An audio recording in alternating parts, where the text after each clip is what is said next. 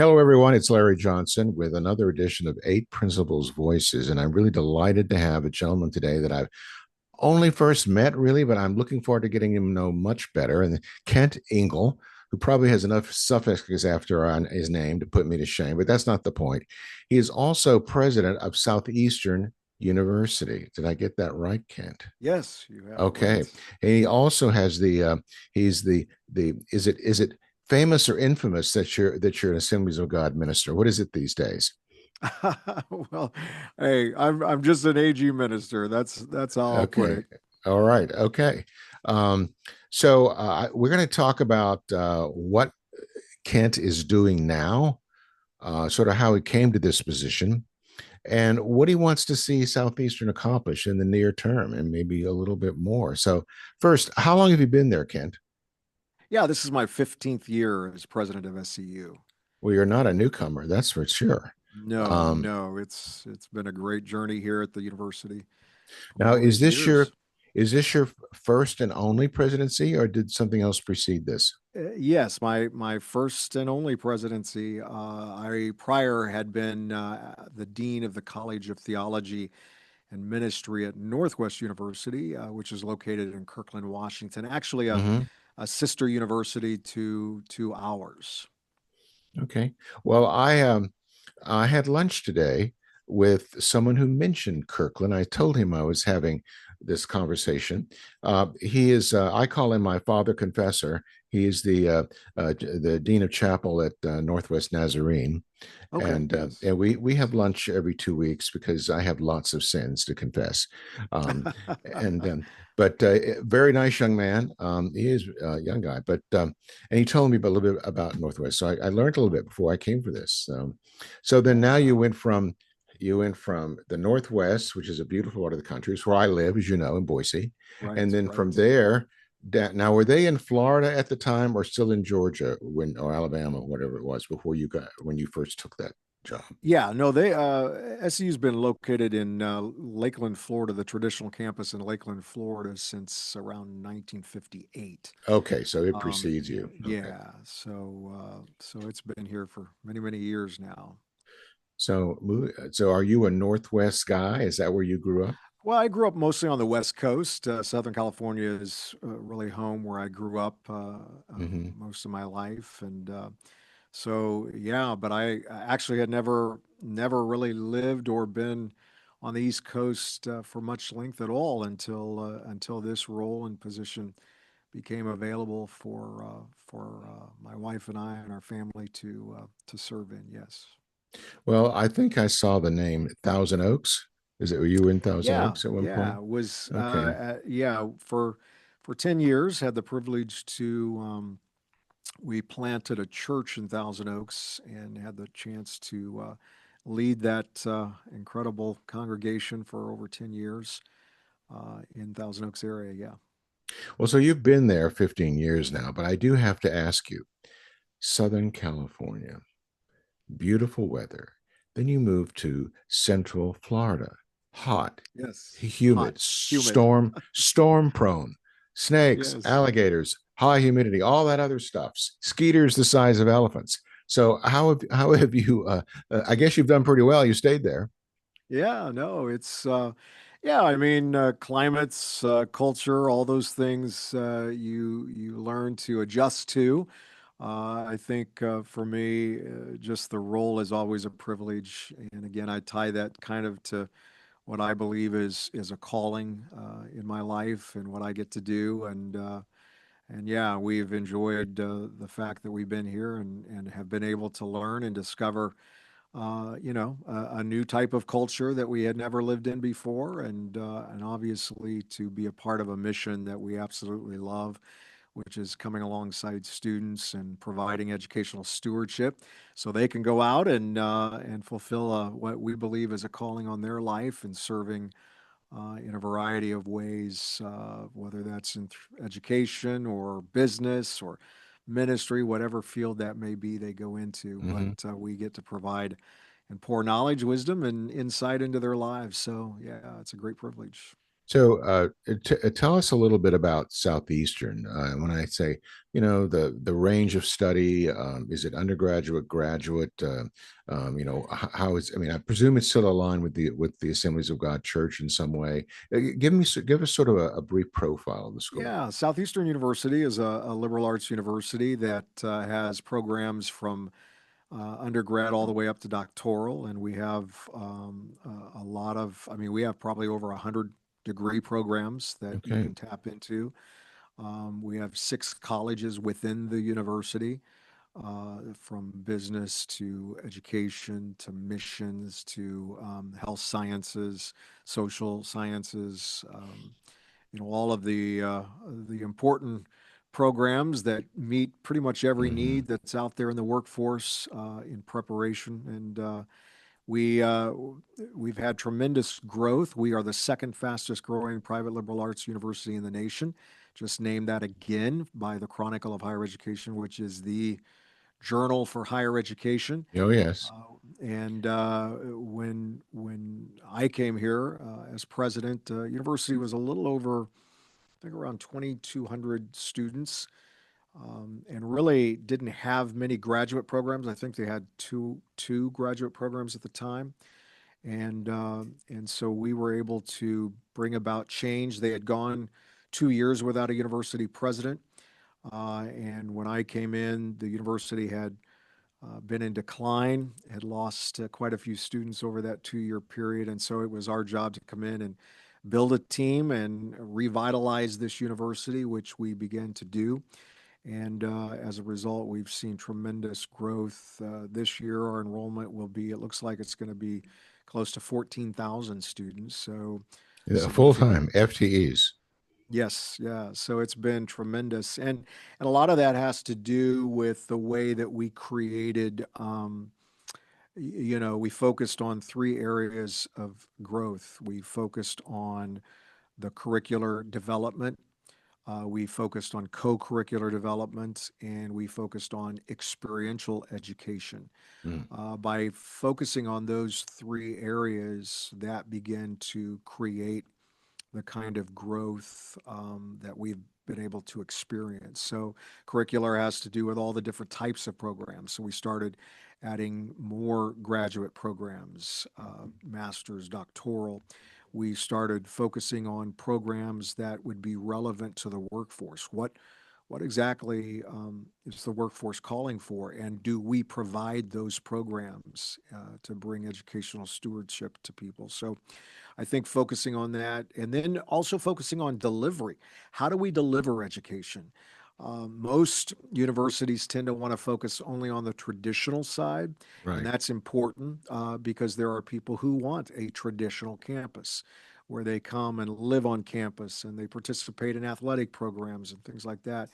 But really, where higher education is going right now, the three most important issues in higher education is accessibility. How do you get access to education, which has to do with delivery, traditional, non traditional, things like network campuses, online development, things like that. So, and then affordability. How do we create and drive down the cost? I'm a university president that believes it's the responsibility of the university to drive down the cost of education, not rely on federal government, things like that. We approached our strategy through that, and then focusing on co-curricular development, adding sports programs, athletic programs. I think when we started back in 2011, we had about 8 programs. Now we have over 22 Oh, athletic wow. programs. And then the experiential piece, creating network campuses where I like, we use the phrase around here at SEU, taking scholarship to the streets. Instead of expecting students to come to us, we go out into communities really literally across the nation. What are your educational needs? We'll create programming. We'll partner with, in our case, we partner with faith-based organizations and provide degrees, and we can cut the cost by those degree programs probably well over two-thirds of what it would cost on a traditional campus. Many of those students are eligible for things like Pell Grants, Mhm. And many of them graduate debt free, which is so important to students, to families today. It's almost unknown, Kent. Uh, yeah, exactly. So, and so that has produced the significant growth that we've had, and we continue to strive that. And we're always working on new ways to create access, make it more affordable, and experiential education, which is we want students really to not only learn in the classroom, but also to experience what they're learning at the same time, where Mhm. they can actually do apprentice programs, internship programs right away and get into the field they're actually studying to have real life experience. That's So, how my first career actually was launched in that way. So I learned from experience when I graduated high school. I didn't know exactly where I wanted to go, but I followed a passion of mine, which happened to be mhm. communications. So I thought the best thing to do is to go to college at least and start working on some of the general education that we have to do Mhm. in a college experience. And I took a course that I was passionate about, and that was broadcast writing. And immediately, the professor happened to be the news director at the NBC station, and he got me on as an apprentice there at the local NBC station in Bakersfield, California. And I was actually getting to do what I was learning in the classroom. And I was an intern for about 4 months, and the sport I was placed with the sports anchor. So he taught me Yeah. everything about how to produce, edit, interview, all the things that are in script writing, things like that. And he left, and I was just 18 years old, but I had had this apprentice experience Yeah. already. And I went into the news director and I said, I think I can do that job. And he kind of smiled at me, and he said, you know what? I'll give you a chance to do it right on the set. If you want to produce like you're going to do the sports, and we'll tape it and see how it goes. I did that. He hired me on the spot, and literally my first career was in television sports. Finished my career in Los Angeles working for NBC Sports.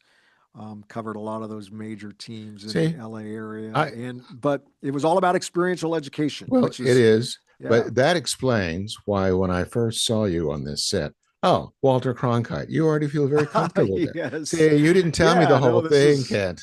yeah, this Now is I have a question. If you're really focusing on experiential, then there must be a focused effort on obtaining corporate partners to help you with this. oh yeah, absolutely. Mhm. Yeah, we're constantly looking for collaborative partners in all the different fields that we offer programs in, so that they can get that real life experience right away. So many students wait till after they have received that education to try to Oh get out yeah, into their field. And so, if our universities could facilitate that actually while they're doing the work in the classroom, they'll land jobs. Number one, they'll get their jobs quicker, and but they're going to know exactly what that industry is calling for right away.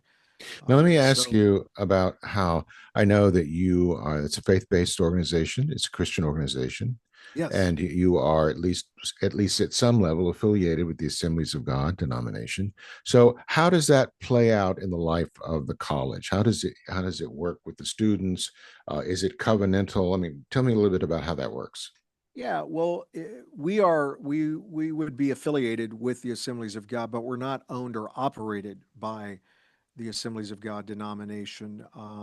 So I think, for us, it's all about, doctrine and those kinds of things that we, we share with that. And we were started by people out of the Assemblies of God that wanted a collegiate program, Yeah, and so that's how we were established. But we're really autonomous. We have our own governance and unique identity as a university, but we celebrate the opportunity to integrate faith with our learning and life application of yeah. service and in whatever field we go into. So, we create that kind of environment where students have the ability to do that, where they and that's the thing about a private faith-based university. It's students choose it because they do want to integrate Hmm. an element of faith with what they're learning so that they can make a difference. We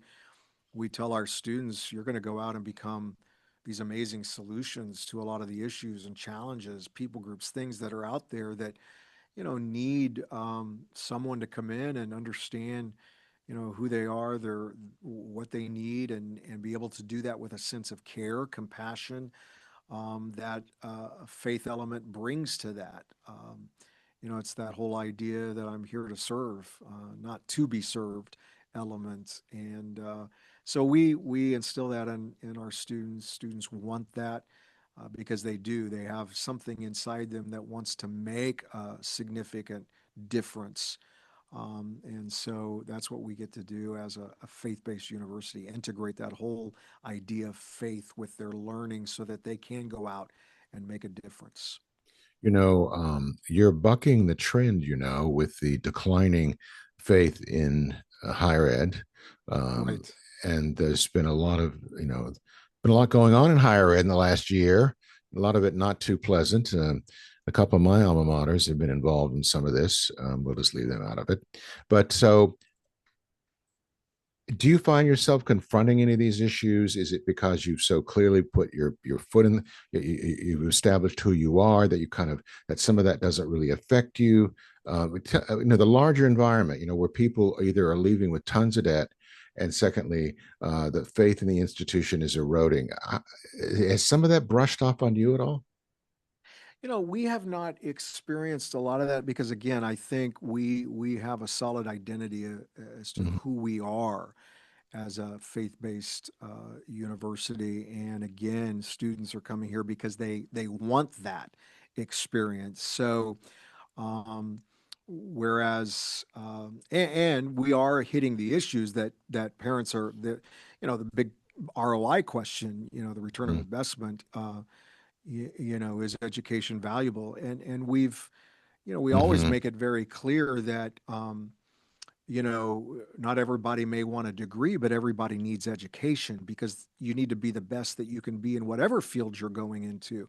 And that's why that part of our accessibility is not just looking at degree programs that we can offer, but looking at apprenticeship type programs, those kinds of things that are, help. In fact, we launched 2 years ago, we launched what we call SU trades. We're actually going into the trade industry because that's a Whoa. huge, significant workforce demand right now. And why can't we? A lot of times it's been left up to community colleges to provide those kinds of Yes. programs. But why Mm-hmm. can't a university attempt to go into that direction? And especially a faith-based university where we can also, within that industry, provide an element of an integration of faith Yes. and Mm-hmm. learning. And so that's been a significant successful program for us, the trades program. And we're not only able to do it on our traditional campus, but we have, by the way, we have a network of campuses. We have over 200 SU campuses nationwide, where, as I talked about earlier, we go into communities and partner with faith-based organizations. What are your educational needs? And we'll be able to supply and provide those to you with full accreditation Mm-hmm. and yeah, so we're able to do that, take trades and go across America and provide these kinds of programs. Let me shift gears a little bit from the student side to the alumni side. You've been around at least, what, 70 years now, 75 years at least. Yeah, actually, Uh, we're going into our 90th year. there you go. Okay. Yep. So, and what percentage of your students are on your main campus? Well, we probably the main campus we have around 4,000 total enrollments, about 14,000. Right. On the Right. traditional campus, we're about a little over 4,000 students Okay. All right. that So, are on campus. what kind of alumni experience is there? Is there a focus in keeping alumni tied? Are they a part of an ongoing philanthropic program? How would that all fit together? Oh yeah, no, we are very intentional in creating that collaborative network with alumni in all fields, in all industry. And so that's significant for us because, again, that's what helps to create and foster that experiential education when we're partnering with, Hmm. alums that are already out in the Yeah, workforce I was going and to say that'd be a big yeah, source of your corporate exactly. support. So, yeah, and now we have, alums in all walks, from business to education to ministry, Hmm. social services, all those, a lot of healthcare programs. One of the significant needs across America right now is a shortage of nurses, and Hmm. so we're doing everything we can to, through our networks and all of that, provide that need in terms of creating educational access. And so we can do that in partnerships with alums that are already out in the field Hmm. working, and it's been highly successful. You know, you're also bucking the trend in another way, Kent. I think what is the average tenure now for a college president? It's definitely under 5 years, Oh, yeah, it's and you've been there. five or What? less. Yeah, it's triple that. It's a friend of mine who was a college president. He said, Larry, because I thought about it at one point, and he said, Larry, why do you want this job? He said, number one, it doesn't pay that well, and number two, he says, it's trying to manage five different constituencies with mutually exclusive goals. I mean, it sounds like a heart attack is what it sounds like. So you've obviously had to endure some of that. You look like you're still very much well and alive here today as I speak to you. You're probably Yeah. pretty athletic, is my guess. But beyond that, what are some of the like major sort of challenges and stresses that you have come up against, and how have you chosen to deal with those effectively? Because you've already deal with them effectively. You've been there 15 years, so it's a success even just knowing that much. Can you give us some insight on that? Yeah, well, I think, obviously challenges that private universities have is they're enrollment driven. Smaller private universities are enrollment driven, especially faith-based universities. So we depend on the enrollment coming in.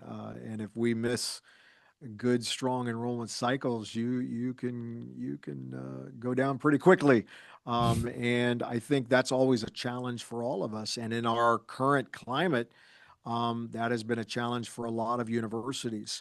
Enrollment has been a major decline, and we're seeing probably one to two private universities close weekly across this nation Really? as a result of that.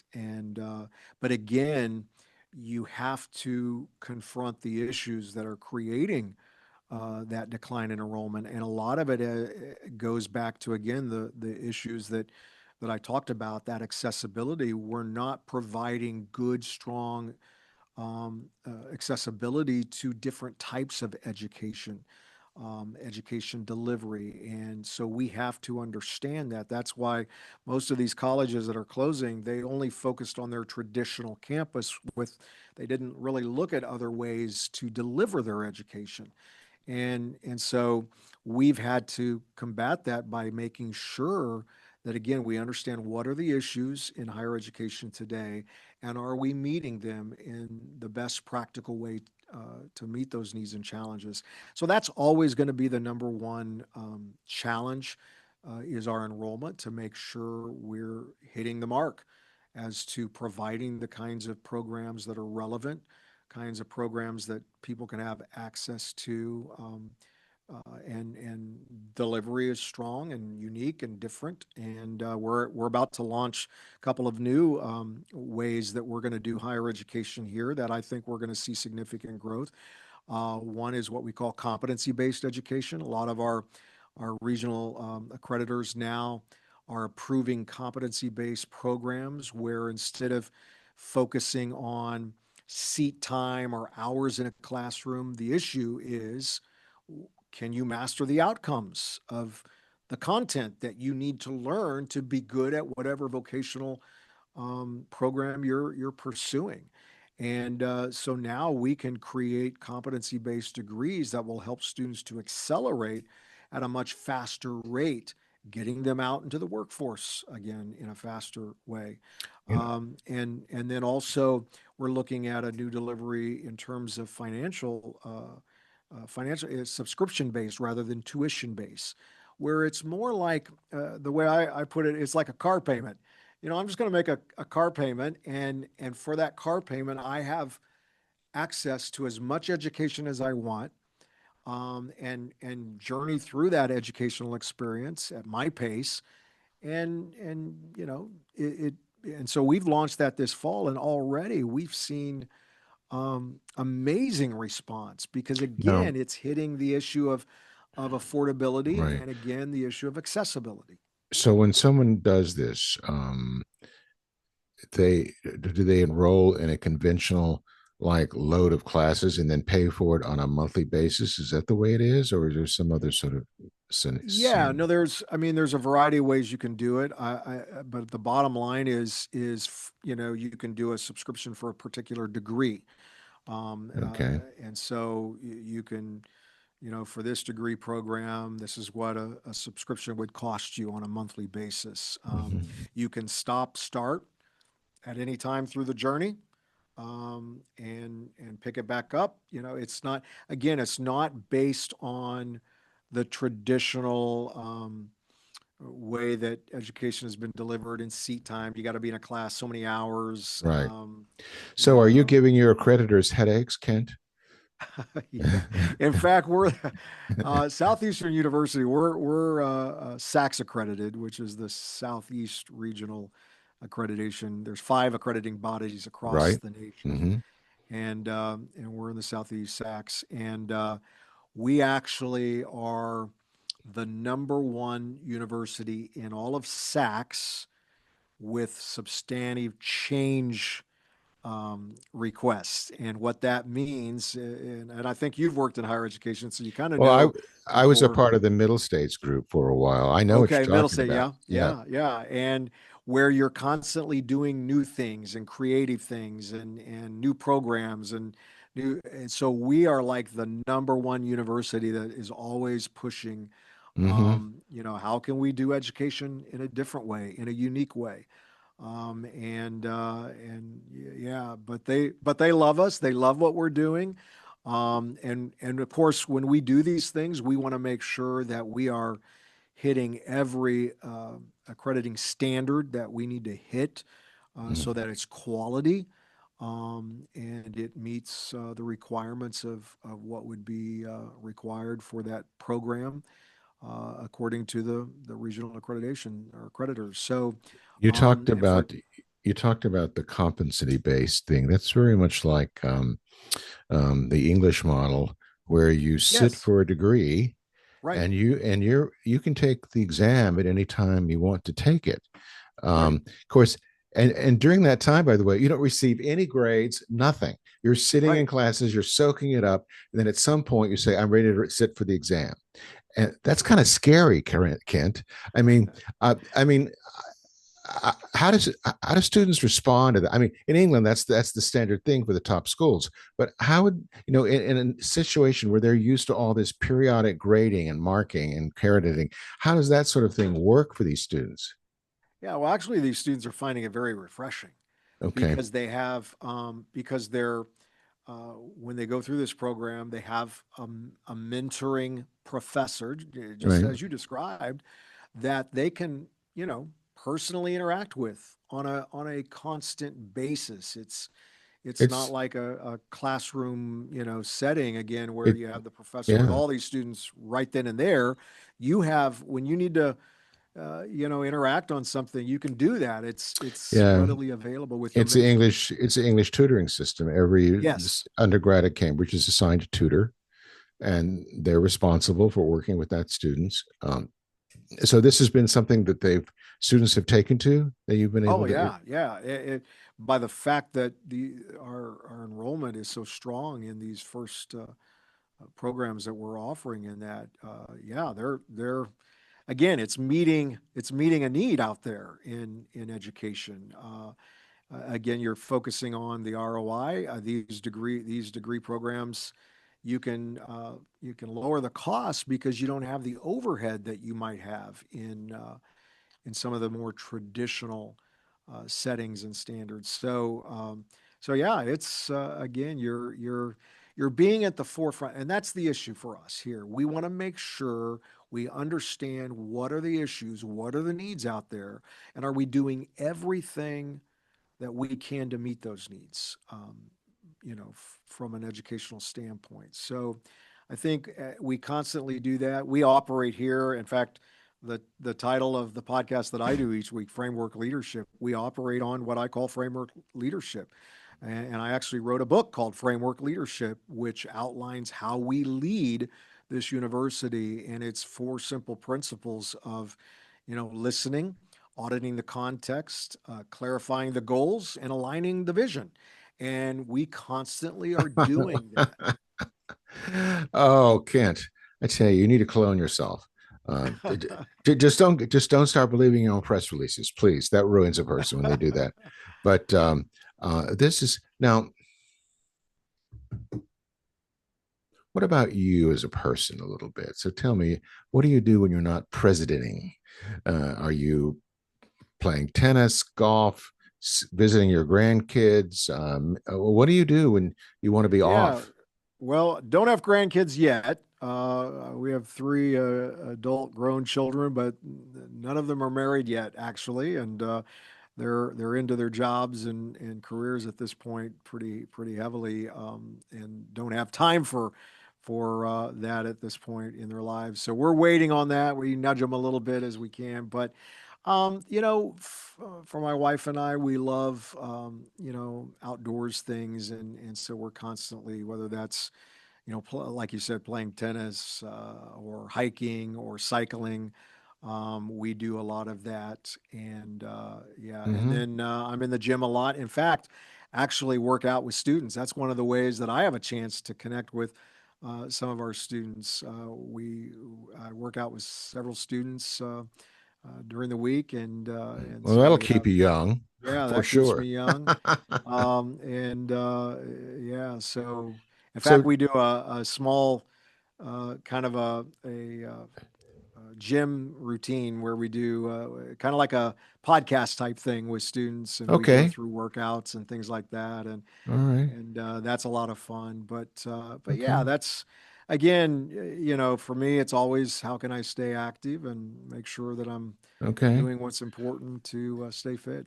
So, you've mentioned at least one book that you've written. Planning on adding to your roster, your Yeah, herb a little bit? I've actually written so Framework Leadership was my fifth book, or fourth book that I wrote. But I am actually coming out with a new book this fall. Should be out sometime in October, it looks like. And it's going to be here. Here's the title: College Without Communism. And Oh no, there's a catchy title. Let's just yes, let's take a second here. College without communism. Now and that is a loaded title, Kent. it is, and I also, the subtitle of that is how conservative Christians can once again uh, take back the classroom, if you will, or bring truth back into the classroom. Mm-hmm. Because as we see in a lot of what we are seeing, you alluded to it earlier in our conversation, in a lot of our universities, we've seen that dynamic evaporate, and Mm-hmm. we are starting to see some of these principles that this book is going to focus on. And so when you go, for example, from Plato's Academy to the Prussian school model to the rise of Marxist ideology in American class, you're seeing a lot of that. This book traces the transformation of I think how our institutions from truth seeking to agenda pushing per se is going to be addressed, and so yeah, I want to focus at least from a faith-based approach, how important that we understand the values that we need to have to be able to make a difference in this nation, to serve, to really have a heart Yeah. to how you can lead through faith, leadership, courage, So I'm excited about it. So you said October? Yeah, it should be coming out in October. Well, then possibly November, we will reach out for another edition here. I want to hear all about Oh this. yeah, no, I'd love to be Absolutely. able to It's interesting you tell say you. that because, one of the schools I attended was Yale. And when Yale was founded, the second university in the United States, it was founded because, listen to this, Kent, they didn't think Harvard was doing a very good job training ministers. Yeah, yeah, exactly. That's why it was founded. Now, and both of those schools were founded on Christian principles, Right. and to look at them today, how far they have drifted from those principles. Um, yeah, And um, that's what this book is absolutely going to focus on, and kind of walk through how the changes were made to get us to where we are today. not a very pretty place in most places No, either. no. No, it is. In fact, they just finished a new piece of the quadrangle, Yale Divinity School. They bought, and their whole goal for this thing was to make it the most eco-friendly Yeah, building in the world, and all these different awards. And then there's the phrase at the end of the article, to go along with the Divinity School's new emphasis on eco theology. right.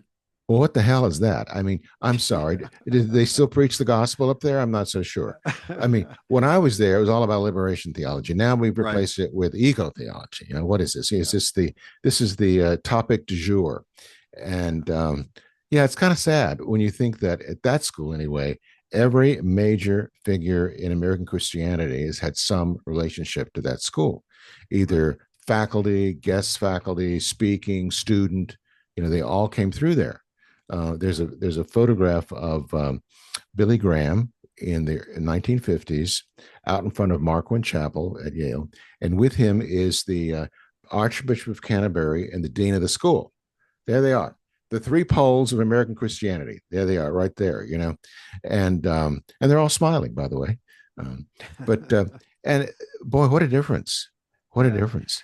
And that's it. I mean, this book will go into how did these universities drift from, Mm-hmm. that original mission, if you will, and how can we reclaim them through a sense of faith and leadership and So courage and all the things that are important.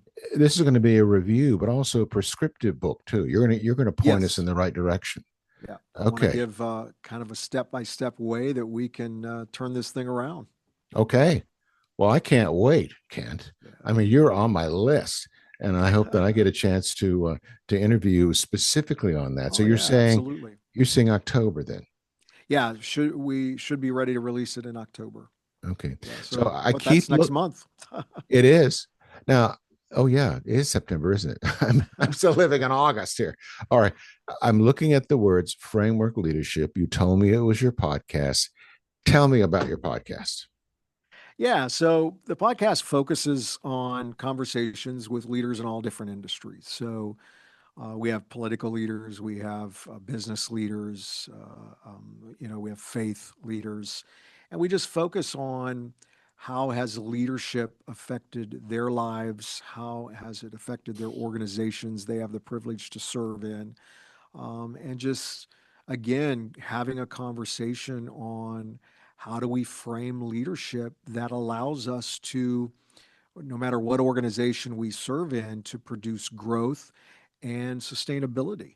Mm-hmm. I've always believed that you want to focus on the ability to create a map to a place you've never been before. Mm-hmm. And if you're going to grow, and that's what we want to do with our organizations, we have to understand what will help us create that map. And Yes. that's what a framework does. It gives us the structure, the roadmap, the rationale for how we can lead change to produce growth and growth that will become sustainable. So we have a variety of guests that just focus on their experiences, what they do in leadership, and how they lead their organizations. And yeah, it's a lot of fun. In fact, Dr. Michael Steiner Mm-hmm. is who is our senior VP of advancement and innovation. He co-hosts the show with me, and Oh, okay. yeah, we have a great time together. So, and this will be this year, I think, is our eighth season that we've had framework leadership. So, yeah, it's been great. Okay. How often is it aired? Twice a It's month? we air it weekly. Oh, weekly. Okay. Yeah, so All right. it's a Well, weekly I will have show. to, and I'm sure it's on the usual platforms. I'll find Yeah. it. Oh, yeah. You can get it in. Yeah, on the Okay. normal platform. All So right. yeah. Okay. Now we've covered a lot of territory, but there's more to cover, and we're going to do this again after your book Yeah, comes out. absolutely. Would love to So, come back. but my question is there anything today that you just have a burning desire to say that we've not really covered? No, I mean, for me, what I have always found to be a great day is when I can take time to come alongside someone to encourage them, support them, and help them to be better at who they are and what they do. So, I feel like when I hit the day, I want to look for someone I can do that for Okay. and with and encourage. And today alone, I've had the privilege to talk with at least three people that I've had the chance to do that with, Okay. to encourage them. And so, and that's what we really want our students to learn, discover that they can truly make an impact wherever they are, whatever they're doing, to make a difference in their context, in their environment, in their world, if you will. So Hmm. I think that's important for me, and that's what I hope to model for others. Well, I'm going to start calling you the mentoring prez. How's that? Okay, Sure. that's it's going to be my time. With I, excuse me, I do want to thank you for your time today, Kent. Oh man, what a Um, privilege. and I know that our audience will really enjoy this, and we will be in touch. Yeah, look forward Uh, to the next time. ladies and gentlemen, I've had a delightful conversation with Kent Ingle, who's the current president of Southeastern University in Lakeland, Florida. And it's one of those oddball schools in a good way. It's defying all the trends, upward, onward, growing. I found myself getting excited, and I'm way past my college years. But I want to thank him again. And we'll see another one of these, I think, next week. Thank you so much for tuning in.